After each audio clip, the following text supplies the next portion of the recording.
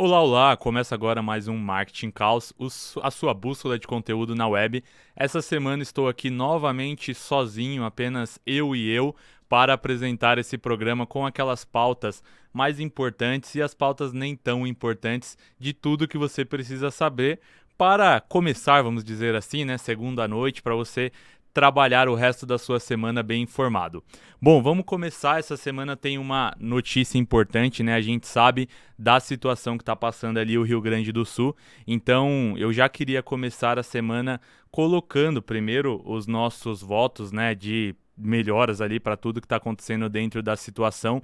Já são mais de 100 mortos que a gente tem. Então, no último registro que eu li, já eram mais de 136 pessoas mortas. A gente tem mais de 100 desaparecidos e mais de 500 mil desabrigados. Então, é uma situação realmente calamitosa que a gente está vivendo lá no Rio Grande do Sul.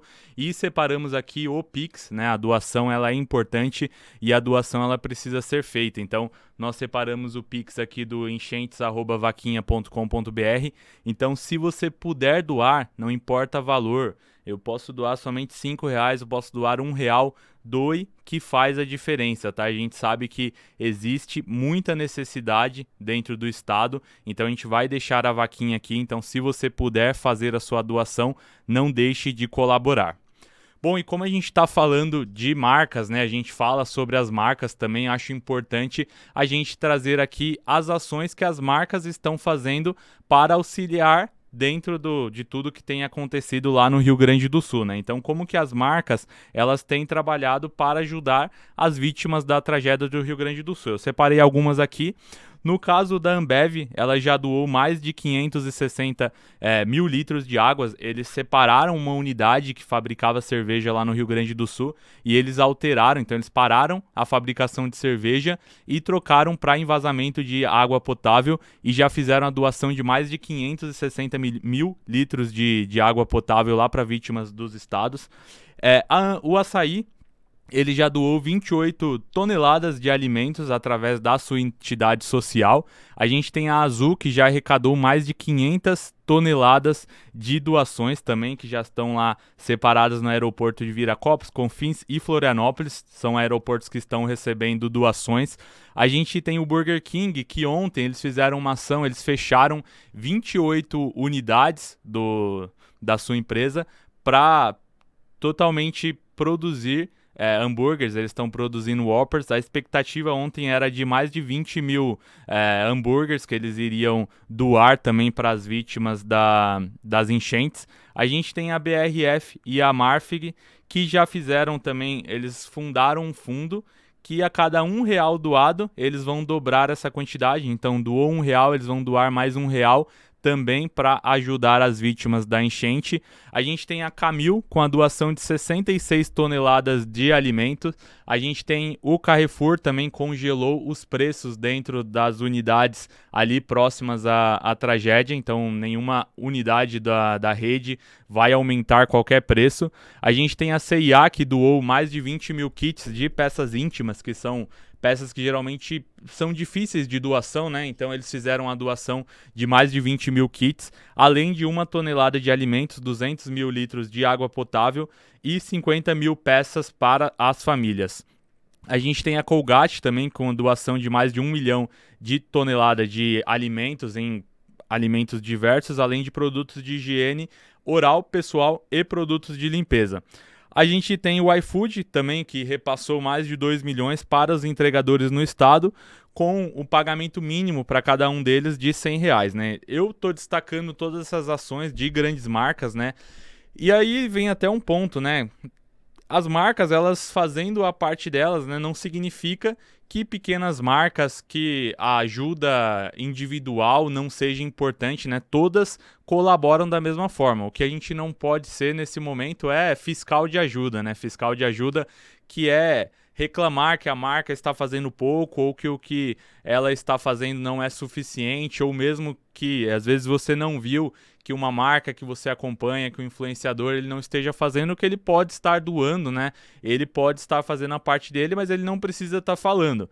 Eu vi até um caso da moça que é a Amanda, que venceu o Big Brother no ano retrasado, no ano passado. Esse ano foi o Davi, ela venceu o ano passado.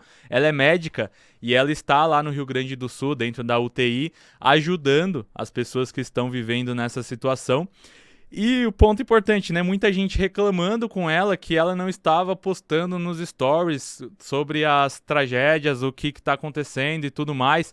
E ela teve que parar um tempo lá para reservar o momento para falar: ó, pessoal, eu estou aqui, só que eu estou na UTI, então não tem como eu ficar postando nos stories o meu dia a dia, o que está acontecendo aqui.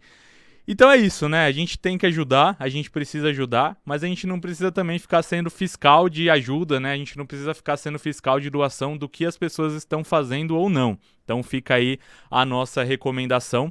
Se puder, ajude. É importante o que essas marcas estão fazendo, mas também a gente tem que tomar muito cuidado nesse momento para a gente não ficar sendo fiscal do que está acontecendo ou não. Beleza?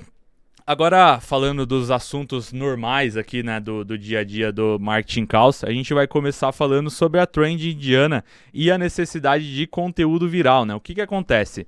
Aí, se você acessou o TikTok aí na última semana, com certeza você foi impactado pelo Jajarija, que é aquela tag trend, vamos dizer assim, indiana que viralizou, que basicamente são as personalidades lá no TikTok fazendo o tutorial de maquiagem. Aí a gente tem como destaque, né, a Camila Pudim, que o vídeo dela, é até essa que tá aqui na tela, o vídeo dela ele atingiu, da última vez que eu tinha olhado, mais de 400 mil visualizações.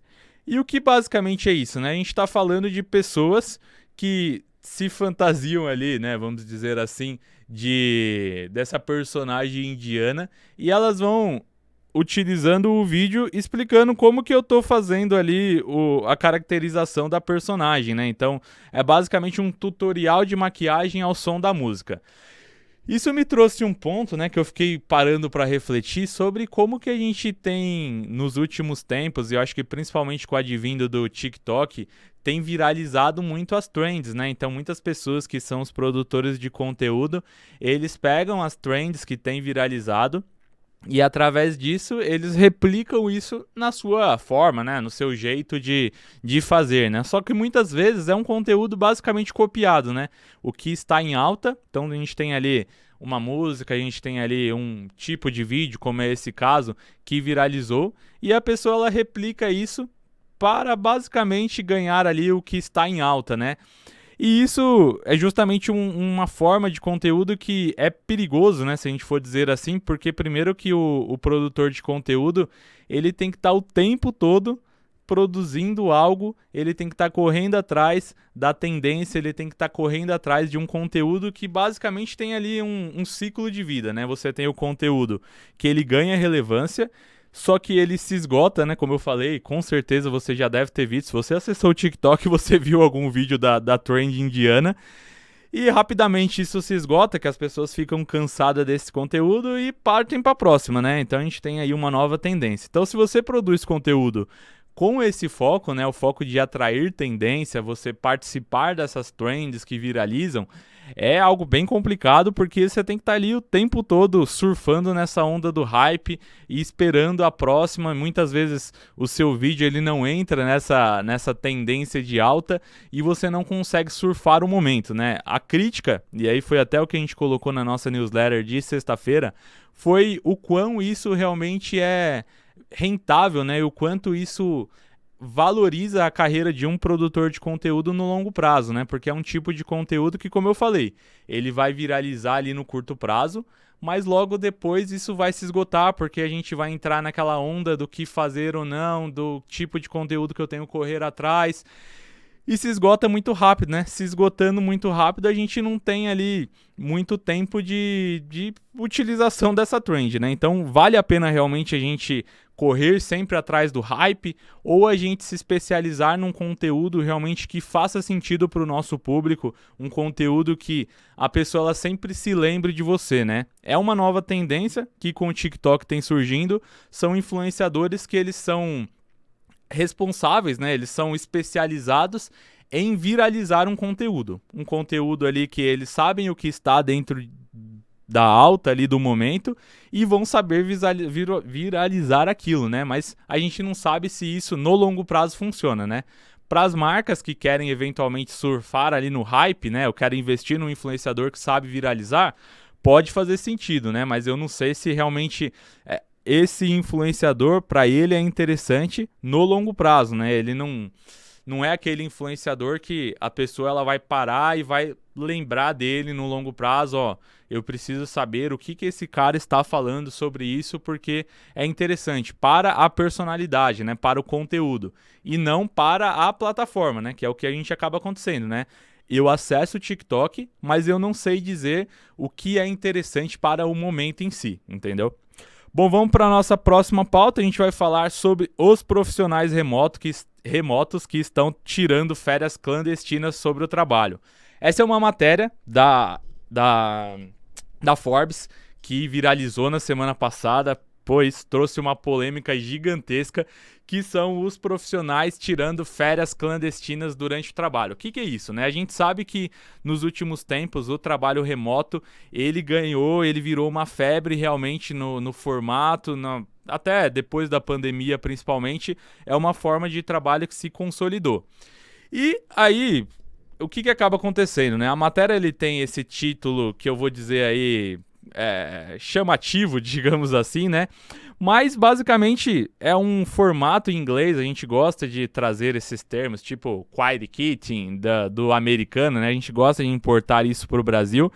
E esse é um termo que se chama Rushcation, férias silenciosa, né? O que é isso? É basicamente, eu tenho um colaborador que se aproveita do formato remoto para trabalhar enquanto eu estou ali na praia, eu estou ali num momento de lazer, né? Então meio que eu misturo aquele tempo de lazer que eu tenho com o tempo de trabalho, né?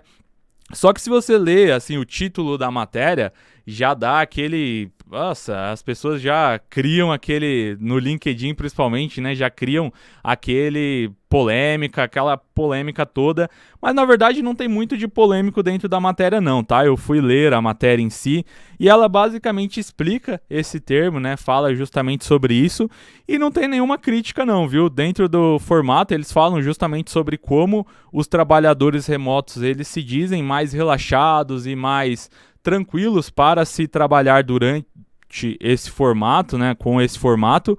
Além disso, é muito falado sobre como o trabalho remoto, né, para eles acabam trabalhando mais em formato remoto do que necessariamente se eles estivessem lá dentro do escritório, e também apontam sobre como o trabalho nesse formato, né, o trabalho remoto, e que você tem a possibilidade de, digamos que tirar umas férias ali, ele te beneficia muito, além de evitar burnout e crises que podem acontecer. No entanto, e aí também é um ponto que a matéria fala, né?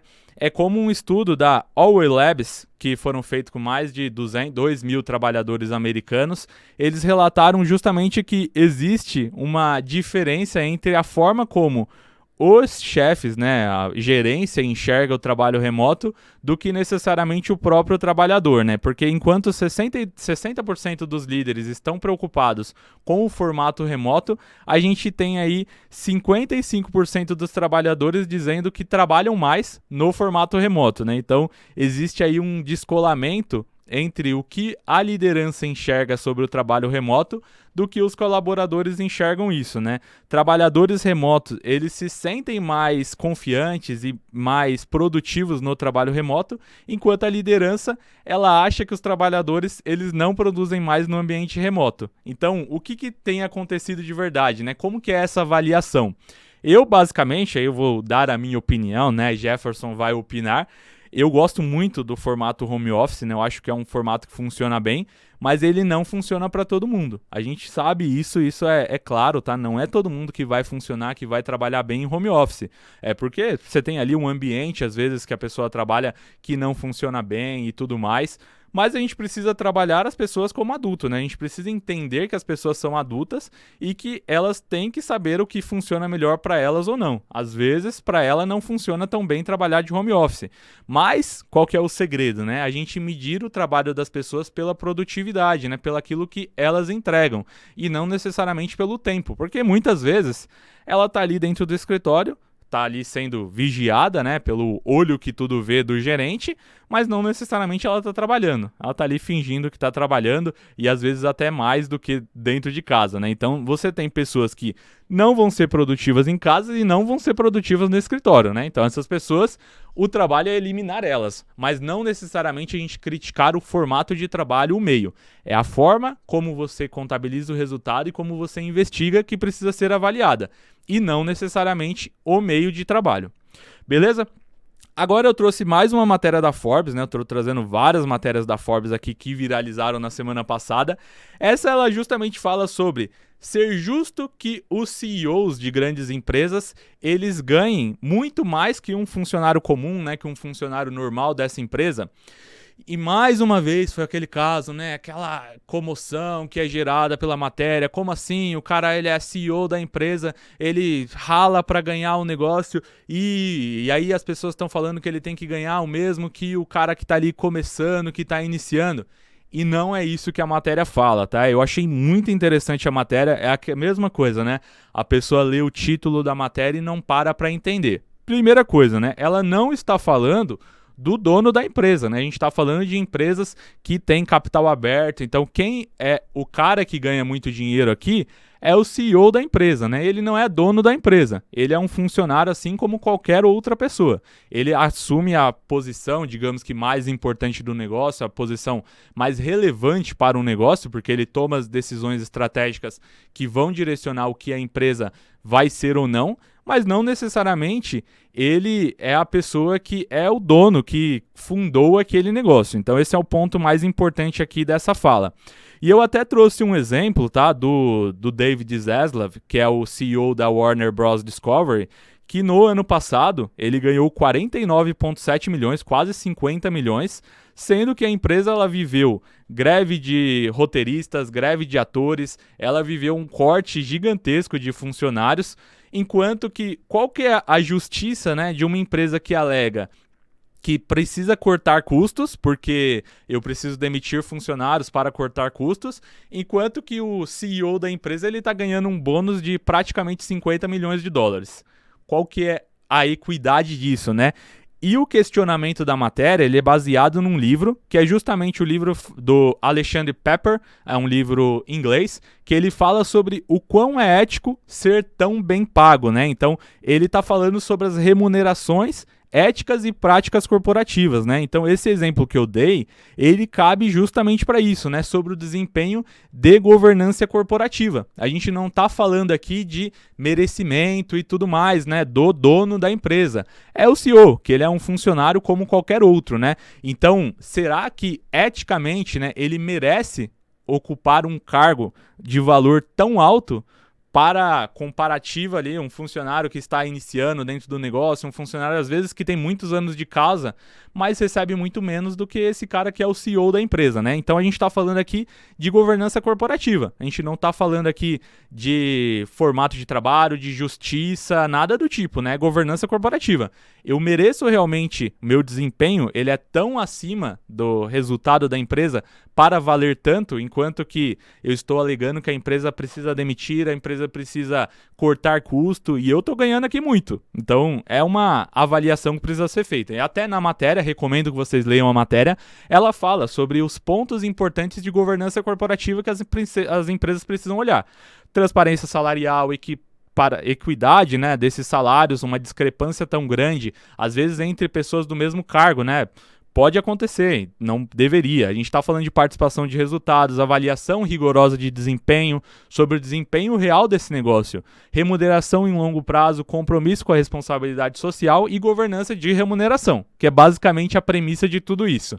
Então, mais uma vez, né, quando a gente vê ali um título numa matéria, vale a pena dar uma lida, entender se aquilo realmente faz sentido ou não, do que eu simplesmente pego o título da matéria, compartilho, já dando a minha opinião, sem sequer avaliar e ler o que está passando ali dentro da matéria. Beleza?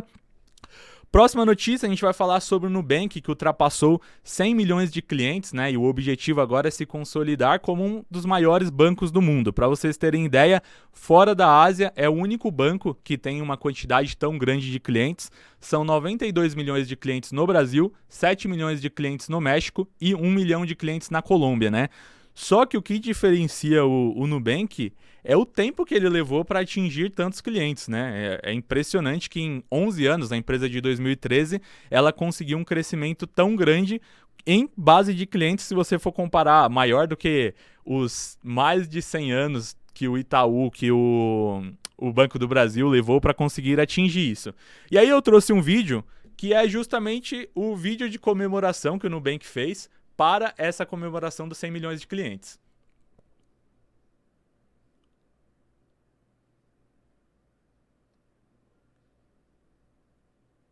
O vídeo não tem áudio, né? Mas ele fala justamente sobre o que eles fizeram, né? Eles pegaram a bolha, essa é um telão lá em Las Vegas, e eles trouxeram justamente esse conceito, né? São 100 milhões de clientes, eles querem comemorar passando esses clientes na maior tela do mundo, né? Que é a tela de Las Vegas. O nome, eu não lembro o nome agora, mas é um telão lá em Las Vegas, que é um espaço gigantesco, né? Eles fizeram a exibição. Bom, acho interessante contar, né? Até falei um pouquinho de antes do vídeo, sobre como o Nubank, em pouco tempo, ele se tornou tão valioso, né? É o banco que, se você for parar aqui no Brasil, ele é o sexto colocado nas marcas mais importantes do Brasil, e a gente está falando de uma marca que tem menos de 30 anos de existência, né? Uma marca que tem praticamente 10 anos de existência. E como que o Nubank ele conseguiu, e aí eu vou falar um pouquinho sobre marca, sobre essa consolidação de negócio, que foi justamente o ponto principal do Nubank em trabalhar os seus clientes, né, em criar clientes apaixonados. Até tem uma reportagem, né, um podcast que o David Velas, que é um dos fundadores da empresa, participou, e ele fala justamente sobre como que o objetivo deles, desde o começo, foi criar uma cultura que valorizava as pessoas, que valorizava o lado humano, né? Então, lá no Nubank, eles não têm um departamento oficial de vendas, porque eles entendem que os 100 milhões de clientes são os vendedores deles. Eles criam uma estética de magia justamente ligada aos valores que o Nubank constrói, e um deles é justamente a conquista de clientes fanáticos, né? Então, esse formato do Nubank transformou ele numa empresa que de crescimento gigantesco em pouquíssimo tempo, né? Então, para você avaliar o quão às vezes o seu negócio, né, ele se preocupa muito com o resultado sem avaliar as pessoas, né? E para mim o mais importante é essa questão de você construir uma cultura desde o começo do seu negócio. A cultura do Nubank é justamente de criar clientes fanáticos, de trabalhar o encantamento, de valorizar a simplicidade, de valorizar aquilo que é mais fácil do que os bancões, né, investiam.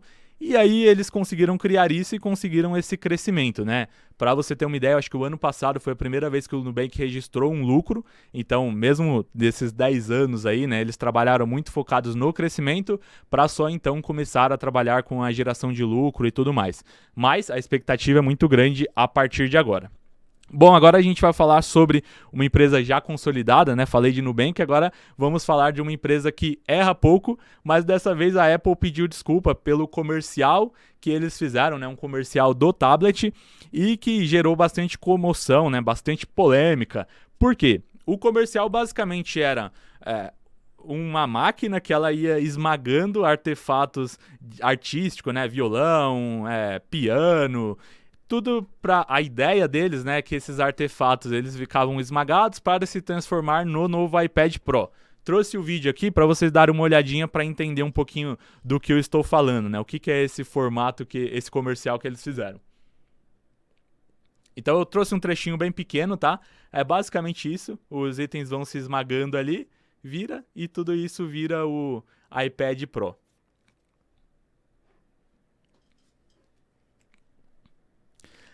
Ponto difícil, né? A gente ver a Apple pedindo desculpa é algo bem raro de se acontecer, então tem um departamento de vai da merda bem grande lá, né? Que é bem difícil uma campanha passar despercebida sobre os aspectos, né? E a gente está falando de uma empresa que atende muito um público criativo, e aí você fazer uma campanha que meio que desmancha tudo isso é bem complicada, né? Segundo essa repercussão negativa, né, a porta-voz da empresa, ela falou justamente sobre a falha que a empresa tem, eles sentiram muito, fizeram um comunicado e acredito que não vão errar mais nesse sentido, não. Bom, próxima notícia, Warner Bros, Disney e Discovery se unem para criar um streaming lá nos Estados Unidos. Isso é uma iniciativa que foi feita entre as 3 empresas. Não existe uma tentativa nesse caso, tá, de criar um lugar em que você vai acessar os 3 aplicativos, tá? Então, não é um streaming único, como eu falei no título dessa matéria. É um streaming único porque é uma única forma de pagamento. Então, você vai acessar, você vai fazer digamos que um combo, vamos dizer assim, né? Porque aí você acessa o combo, você contrata as 3 empresas, que lá nos Estados Unidos a gente tem esse Hulu, que não tem aqui no Brasil. Então, Max, Hulu e a Disney, você vai pagar num combo só os 3 aplicativos para poder utilizar. Acredito que essa seja uma tentativa, né, e uma tendência para os próximos anos da unificação, porque a gente tem ali aquele monte de streaming, um monte de pacote que você pode assinar e tudo mais, e aí é muito fácil para eu pegar ali, esse mês eu não vou assinar a Disney, não tem nenhum lançamento legal, então eu vou cancelar. Agora, se você tem um pacote, você assina num combo só, você paga de uma vez só e é mais difícil para você cancelar, né? É mais ou menos o que a TV Paga fazia. A TV Paga, você assinava aquele monte de canal, que basicamente você não assistia 10% desses canais, mas você tinha que pagar por todos, né? Então não tinha jeito. E aí é basicamente essa estratégia para utilização. Agora, trazendo aqui para o Brasil, né, a Band fechou um acordo de parceria com a Warner, que é justamente para a exibição das séries do Max. Esse é um acordo que basicamente vai iniciar com um horário de programação da Band. A ideia principal do programa, né, inicial, é a Operação Fronteira Brasil, mas virão outros programas aí também para exibição. Esse é um formato de parceria também interessante para empresas de streaming como o Max, que precisam se consolidar aqui no Brasil, e aí utilizar a força da TV paga pode fazer sentido, né? Mesmo que a gente saiba que o streaming ainda já esteja ali quase ocupando o espaço de uma TV aberta, porque se você for parar para analisar, a gente já tem 50% da população que utiliza a televisão basicamente para assistir streaming, né? Então, é uma forma basicamente de você consolidar a sua marca por outros canais, né? Quando a gente fala de divulgação de negócio. Vamos para a próxima notícia, a gente vai falar agora sobre o TikTok. Eu falo quase toda semana aqui sobre essa confusão que tem acontecido lá no TikTok. E agora eles contra-atacaram, e eu já tinha falado semana passada do processo. Eles instauraram o processo, então a empresa mãe lá do TikTok, que é a ByteDance, ela fez um anúncio que é justamente entrar na justiça contra a regulação que vai proibir o TikTok em menos de um ano, né? O prazo tá ali, tic-tac, tá rodando. E em pouco tempo, a empresa ela já falou que não vai vender a sua operação. Expliquei semana passada que existe todo um contexto de algoritmo, que eles não poderiam compartilhar seu algoritmo com outra empresa. Então, é muito complexo para simplesmente eles venderem a sua operação nos Estados Unidos para outra empresa. E eles não vão fazer isso. Agora, o jeito, né, encontrado é justamente entrar na justiça alegando cláusula da questão de liberdade de informação para a gente poder fazer ali, liberdade de expressão para a gente poder fazer o compartilhamento das informações. O que vai acontecer, a gente vai compartilhar nas próximas semanas aí com vocês, eu tenho certeza. Bom, vamos indo aí para os nossos finalmente do programa, né? Chegando aí no nosso Giro Caos, que é a nossa rodada de notícias. Separei algumas notícias aqui relevantes também. Primeira coisa, que o Google, ele pagou nada menos que 36% da sua receita no ano passado, foram 20 bilhões, para se manter como aparelho padrão lá nos aplicativos da Apple, né? Então, às vezes a gente não tem dimensão do quão essas empresas elas ganham também de outras fontes, né? Porque se você pega uma empresa de celular como a Apple, que ela trabalha ali na fabricação do aplicativo, mas às vezes essas outras utilidades, né? Que às vezes a Apple, você fala, né? Ela abriu um programa de streaming, né? Um canal de streaming, um aplicativo próprio. Justamente porque outras fontes de renda que acabam ampliando o resultado do seu negócio. Segunda notícia que eu trouxe para o nosso Giros, a Cazé TV garante patrocinadores para os Jogos Olímpicos. Foram 10 patrocinadores já fechados. Corona, Vivo, Volkswagen são algumas das grandes empresas que fecharam. É um formato diferente, né? Eu gosto de trazer essas notícias sobre como o mundo, né, do marketing ele tem se diversificado e as empresas estão apostando em outras formas de exibição, não concentradas apenas ali naquele padrão de exibir um comercial durante o Jornal Nacional, algo do tipo, né? A gente tem hoje um foco muito grande e é mais difícil porque a gente tem nichado todas as coisas, então o mundo é um mundo de nichos e a gente precisa ali saber lidar com isso na forma correta, né? Como que a gente vai investir corretamente, em qual canal eu vou investir, onde que eu vou injetar essa grana. Terceiro, notícia do Giro Caos, o G1 usando o passatempo para engajar a audiência. Aqui é mais uma vez sobre como que às vezes a gente precisa diversificar a forma como o público acessa o nosso canal. Então a gente está falando de um canal de notícias e quem fez isso recentemente também foi a Netflix. Se você acessar a Netflix pelo celular, você tem ali aqueles joguinhos, né? Então a ideia é justamente a gente manter o nosso usuário, a pessoa que está ali, o nosso cliente, por mais tempo dentro do nosso aparelho, dentro do nosso aplicativo, dentro do nosso canal de notícias como o G1. Última notícia do Giro Caos, Ministério da Justiça planeja a criação do seu próprio canal de streaming. Falei bastante de streaming hoje aqui.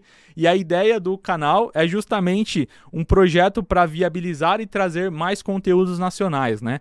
Se isso vai dar certo ou não, não saberemos. Bom, essas foram as notícias da semana. Acho que a gente tem bastante coisa aí acontecendo. E agora vamos para a nossa dica da semana, né? A nossa dica que eu trouxe aqui. Eu assisti nesse final de semana o filme Planeta dos Macacos, O Reinado. Para quem nunca ouviu falar desse filme, né? Ele dá continuidade aos filmes de 2017. Foi o último filme que teve. Que é basicamente o seguinte, né? A gente tem macacos que evoluem, né, que se tornam mais inteligentes, e essa saga ela dá continuidade a isso, mas é uma espécie de soft reboot ali, é um filme que se passa, eu diria que mais ou menos 200 anos depois do filme anterior, então se você não assistiu nenhum dos filmes anteriores, vale a pena, e você não precisa assistir nenhum deles para entender o contexto do filme. E o que eu achei mais legal é como eles criam ali uma figura mítica, né? A gente tem o César, que é o principal dos filmes anteriores, então ele não aparece, mas ele é referenciado como aquela lenda que criou, digamos que aquele universo, né? E eu acho que faz um retrato, um paralelo com o papel de Jesus Cristo, né? E como que muitas pessoas destoam aquelas palavras que ele trazia para algo completamente diferente daquilo que era a imagem que o César queria passar para o seu público. Bom, então fica a dica, Planeta dos Macacos, O Reinado, está aí nos cinemas, vale a pena bastante você assistir. Esse foi o Marketing Caos, a sua bússola de conteúdo na web. Semana que vem estaremos de volta com mais algumas pautas importantes e outras nem tanto, para você acompanhar aqui com a gente. É isso e muito obrigado. Valeu!